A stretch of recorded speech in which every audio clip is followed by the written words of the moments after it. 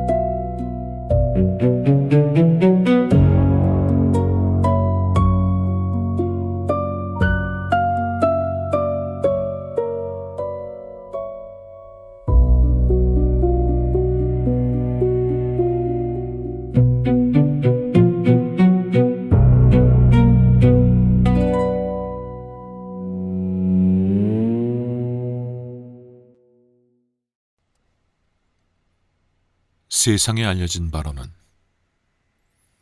마사키 아이조가 키노시타 후요를 살해하기까지의 반년 남짓한 동안 이 둘은 단 3번, 그것도 처음 한 달 동안에만 3번밖에 만나지 않았다.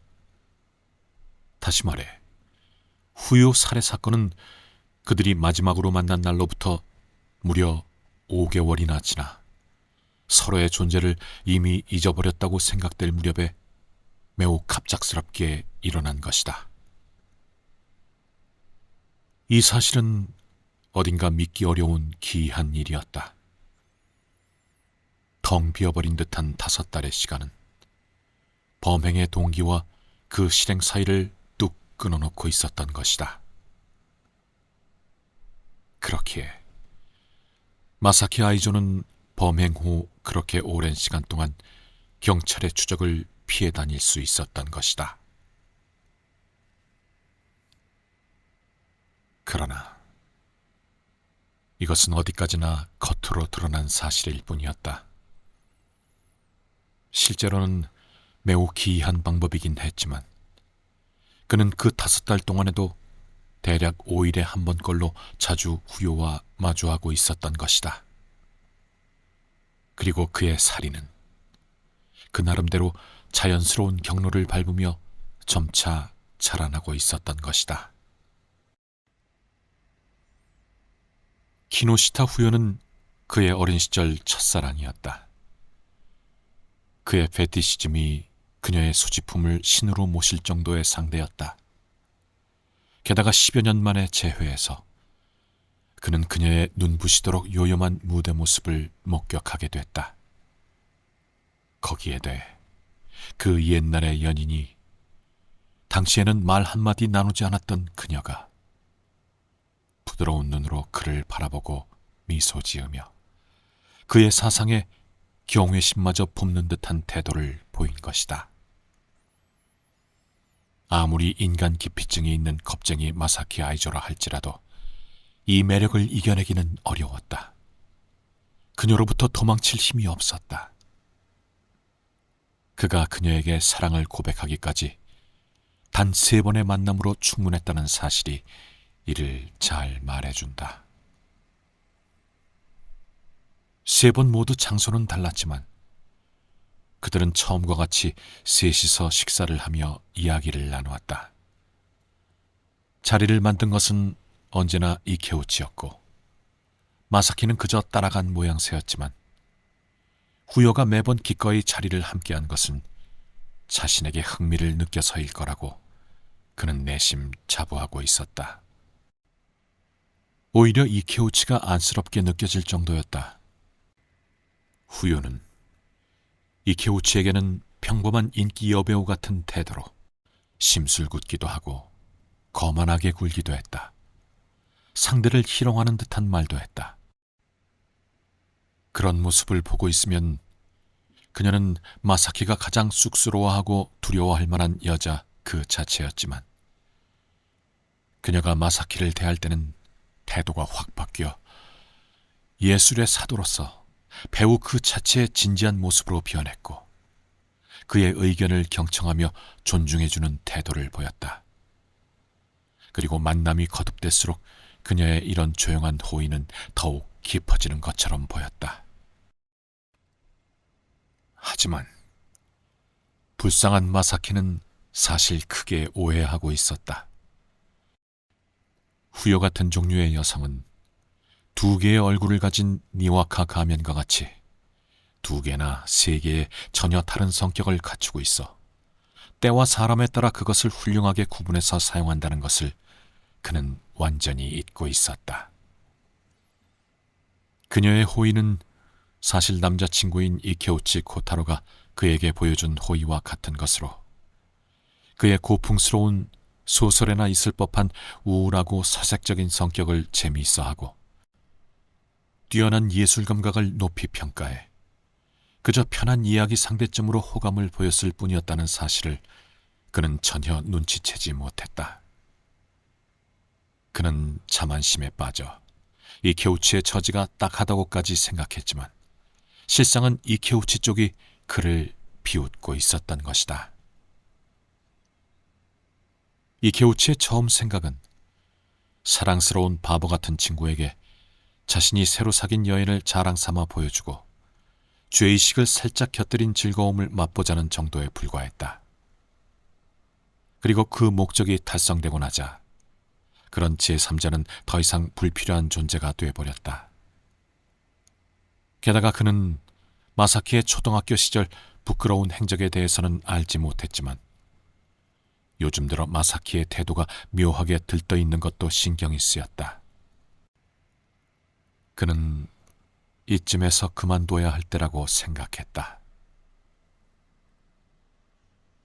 세 번째 만남에서 그들은 다음 일요일이 마침 월말이니 후여도 시간이 날 테고 그러니 셋이서 가마쿠라로 놀러가자고 약속하며 헤어졌다. 마사키는 약속 장소를 알려주는 연락이 오기를 기다리고 또 기다렸지만 어찌된 일인지 이케우치에게서 엽서 한 장 오지 않았다. 기다리다 못해 문의 편지까지 보냈지만 거기에도 아무런 답이 없었고 약속한 일요일은 어느새 지나가 버렸다.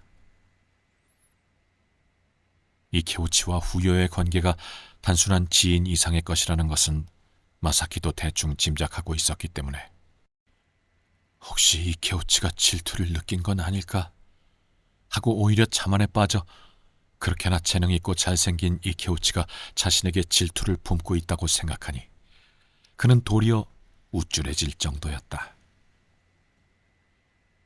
하지만 이케우치라는 중개자가 등을 돌린 이상 마사키는 어쩔 도리가 없었다.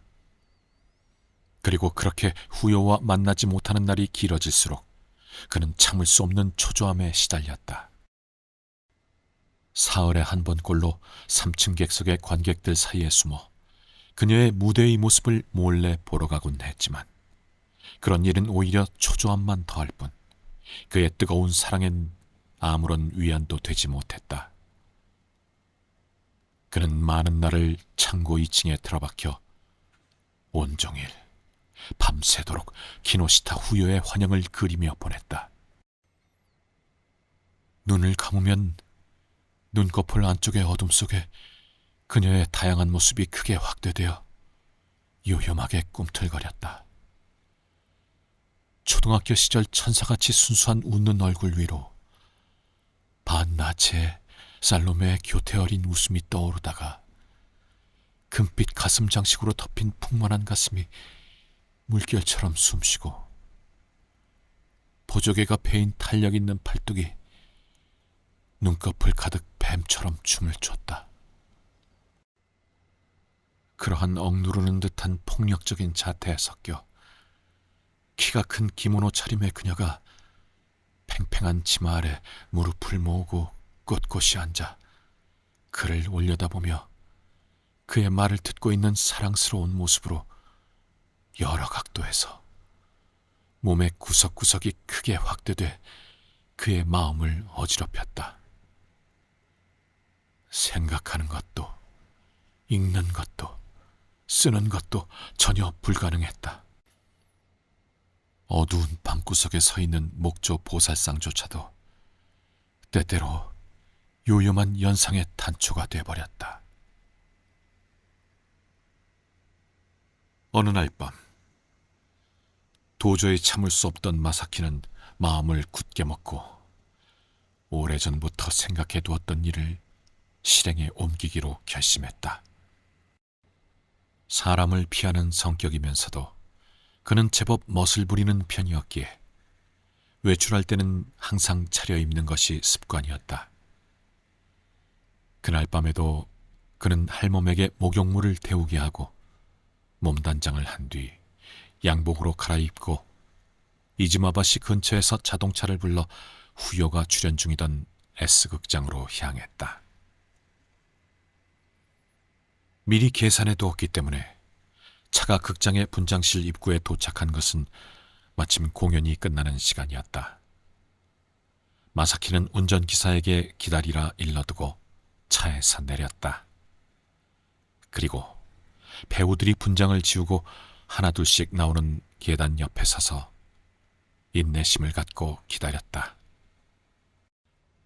이전에 이케오치와 함께 같은 방식으로 후요를 불러낸 적이 있어 대략적인 상황을 파악하고 있었다. 주변은 배우들의 민낯을 버리는 아가씨들 사이에 섞여 한껏 멋을 부린 양복 차림에 불량해 보이는 청년들이 어슬렁거리고 있었고, 그 중에는 마사키보다 더 나이 들어 보이는 신사가 그와 같이 자동차를 대기시켜둔 채 몰래 분장실 입구를 들여다보고 있는 모습도 보였다. 부끄러움을 참고 30분 정도 기다렸을 때쯤 드디어 양장 차림의 후요가 계단을 내려오는 것이 보였다. 그는 비틀거리며 황급히 그녀 옆으로 다가갔다. 그러나 막 키노시타 씨라고 입을 뗄까 말까한 찰나 어처구니 없게도 다른 방향에서 한 신사가 다가와 능숙한 말투로 먼저 말을 걸어버렸다. 마사키는 바보처럼 얼굴을 붉히고 되돌아설 용기조차 없어 멍하니 두 사람의 대화를 바라볼 수밖에 없었다. 신사는 미리 대기시켜둔 자동차를 가리키며 그녀를 끈질기게 초대했다. 아는 사이인 듯 후요는 기꺼이 그 제안에 응하며 차 쪽으로 걸어갔다. 그런데 그 순간 그녀의 크고 독특한 눈이 마사키를 발견했다. 어머, 마사키 씨 아니세요? 그녀가 먼저 말을 걸어주었기에 마사키는 마치 구원받은 듯한 기분이 들었다. 네. 우연히 지나가는 길이었는데 혹시 뵈면 댁까지 모셔드릴까 해서요. 어머, 그러셨군요. 그럼 부탁드릴게요. 사실 저도 한번 꼭 뵙고 싶었거든요. 그녀는 먼저 온 신사를 무시하고 아주 친근한 말투로 말했다. 그리고 그 신사에게 간단히 사과의 말을 남긴 채 마사키에게 이것저것 말을 걸면서 그의 차에 올라탔다. 마사키는 이 과분한 호의에 기쁘다기보다는 당황한 나머지 미리 알아둔 후요의 주소를 운전기사에게 전하는 것조차 더듬거릴 지경이었다. 이케우치 씨는 정말 지난번 일요일 약속을 취소해버려서 너무하더라고요. 아니면 마사키 씨에게 무슨 일이 있으셨나요? 차가 움직이기 시작하자 그 진동에 맞춰 그에게 가까이 다가오며 자연스럽게 말을 꺼냈다. 그녀는 그 후에도 이케오치와 3일이 멀다 하고 만나고 있었으니 이 말은 당연히 빈말일 뿐이었다. 마사키는 그녀의 따뜻한 체온에 긴장하면서 그건 아마 이케우치 쪽 사정이었을 거라고 대답했고, 그러자 그녀는 그럼 이번 달 말에는 꼭 어딘가 함께 가요. 하고 말했다. 둘은 잠시 말이 끊긴 채 오직 감각만으로 서로를 느끼고 있었다. 그때 갑자기 차 안이 환해졌다. 가로등과 쇼윈도우 불빛으로 눈부시게 밝은 큰 길에 들어선 것이었다. 그러자 후연은 작은 목소리로 눈부셔. 라고 중얼거리며 아무렇지도 않게 자신 쪽의 창문 블라인드를 내렸고 마사키에게도 다른 쪽 블라인드를 내려달라고 부탁했다. 이건 다른 의미는 아니었다. 배우인 그녀는 평소에도 혼자 있을 때조차 남의 눈을 피하기 위해 차 안에 블라인드를 내리고 다녔으며 하물며 남성과 함께 있을 때는 더욱 조심스러웠던 것이다. 동시에 그것은 그녀가 마사키라는 남성을 대수롭지 않게 여기고 있었음을 드러내는 행동이기도 했다. 하지만 마사키는 그것을 전혀 다른 의미로 오해하지 않을 수 없었다. 그는 어리석게도 그것을 그녀가 일부러 만들어준 기회라고 생각해버린 것이다. 그는 떨리는 손으로 모든 블라인드를 내렸다.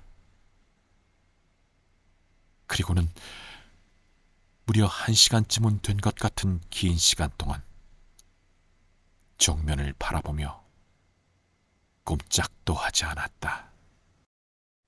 이제 열어도 돼요.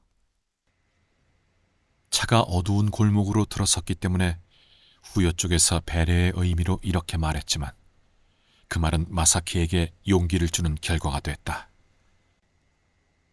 그는 몸을 흠칫 떨며 말없이 그녀 무릎 위의 손에 자신의 손을 겹쳤다. 그리고 점점 힘을 주며 그것을 누르기 시작했다. 후연은 그 의미를 깨닫자 아무 말도 하지 않고 교묘하게 그의 손을 빠져나가 시트 한쪽 구석으로 몸을 피했다. 그리고 마치 나무로 깎은 듯 굳어있는 마사키의 얼굴을 유심히 바라보더니 이내 뜻밖에도 갑자기 웃음을 터뜨렸다. 그것은 어처구니 없다는 듯 불쑥 터져나온 듯한 웃음이었다.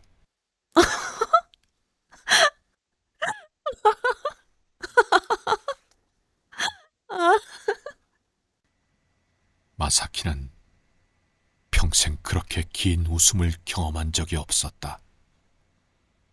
그녀는 끝없이 계속해서 정말 우스운 듯이 웃어댔다.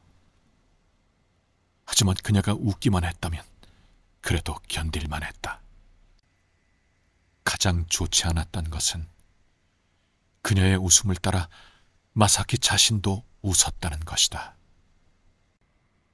아, 그것은 얼마나 치욕스러운 웃음이었던가. 설령 그가 자신의 부끄러운 행동을 농담으로 얼버무리려 했다 하더라도 그러한 태도야말로 더욱 수치스러운 일이 아니었겠는가. 그는 자신의 어리석음을 견디지 못해 몸을 떨었다.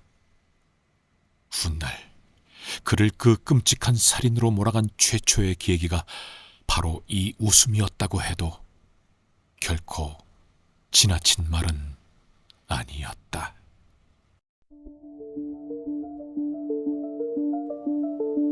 벌레 에도가와 란포 지음 강담 구자형